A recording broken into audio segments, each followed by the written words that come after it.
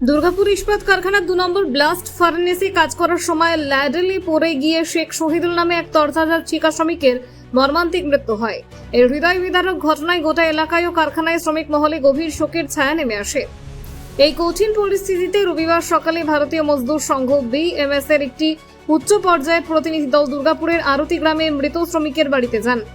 শোক সন্তপ্ত পরিবারের সদস্যদের সঙ্গে দেখা করে তারা সমবেদনা জানান এবং পাশে থাকার সম্পূর্ণ আশ্বাস দেন।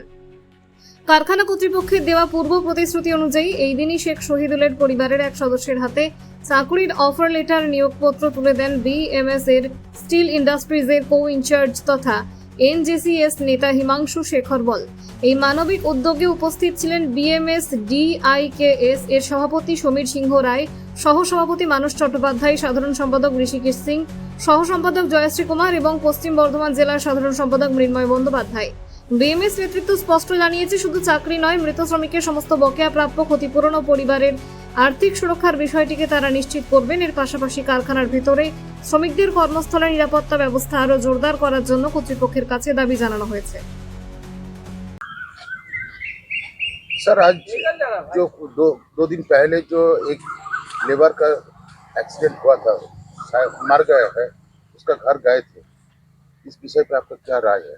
नहीं, ये बड़ा दुखद घटना है, दुर्घटना है। एक आदमी प्लांट में जाता है, काम करता है और उसके पास सीसीटीवी में कोई नहीं है, अकेला आदमी काम करता है, वो स्लागपट में गिर जाता है, किसी को मालूम नहीं पड़ता है। आधा घंटा के बाद फिर कोई देखता है, वो बॉडी को रिकवर किया जाए, तब तक वो बॉडी पूरा जल चुका है।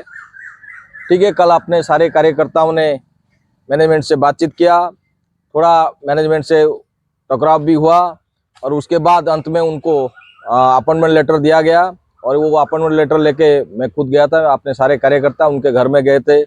उनका जो परिवार का हालत, अभी जवान बेटा था, उनका शादी अभी 20 दिन पहले ही शादी हुआ है, उसके जो पत्नी थी वो बहू से हम मिले, उनके पिताजी से मिले, बड़ा दुख का घड़ी था, उनका पूरा घर में रोना धोना चल रहा है।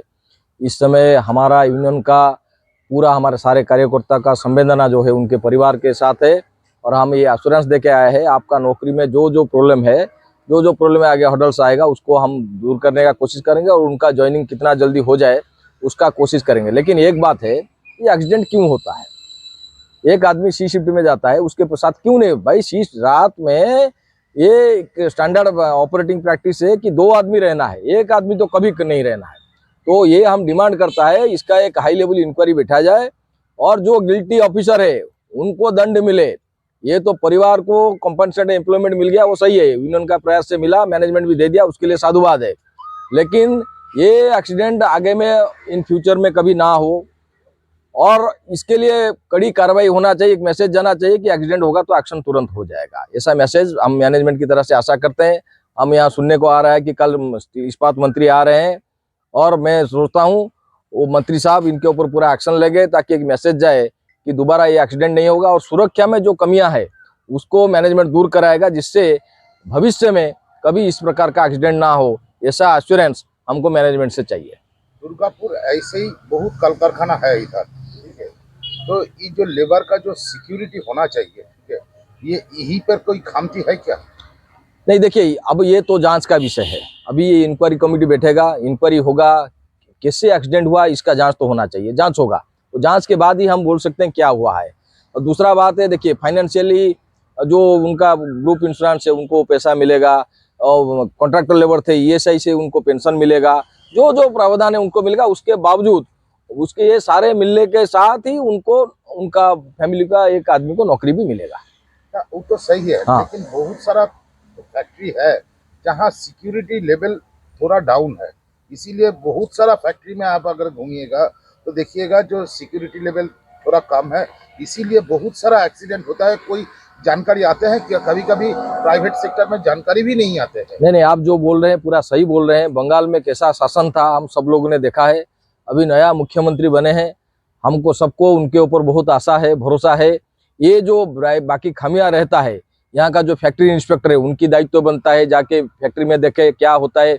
वहाँ का जो ट्रेड यूनियन लीडर है वो कम से कम मार्कआउट करके वहाँ का मैनेजमेंट के साथ बातचीत करना चाहिए कि बिना, देखिए भाई, जान चला जाएगा तो नहीं आएगा, लौट के नहीं आएगा, इसलिए जहाँ सुरक्षा नहीं है वहाँ काम बंद कर दीजिए, कोई फर्क नहीं पड़ता है। लेकिन अपनी जान को दांव पर लगा करके काम करना बंद कीजिए।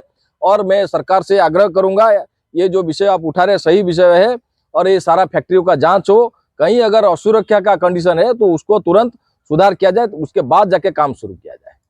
बहुत सारा फैक्ट्री है जो पॉल्यूशन लेवल 0 नहीं 100% से ऊपर है, तो इस पॉल्यूशन के लिए आप लोग क्या सोच रहा है? नहीं, पॉल्यूशन हम सब लोग जानते हैं पॉल्यूशन का कैसे वायलेशन होता है। यहाँ पॉल्यूशन ऑफिसर है ना, एनवायरमेंट ऑफिसर है, उनके पास कंप्लेन, लिखित कंप्लेन जाना चाहिए यूनियन लोगों की तरफ से, इस तरह का वायलेशन हो रहा है, तो फिर वो इंक्वायरी करके उनके ऊपर जो फाइन हो या तो उसको सुधारो, कुछ कार्रवाई होगा। ठीक है, अभी 2 महीना हुआ है सरकार बनाए, धीरे धीरे करके सारा होगा और सारा चीज को हम लोग पकड़ेंगे। आपका नाम? मेरा नाम है हिमांशु शेखर बल, सह उद्योग प्रभारी इस्पात।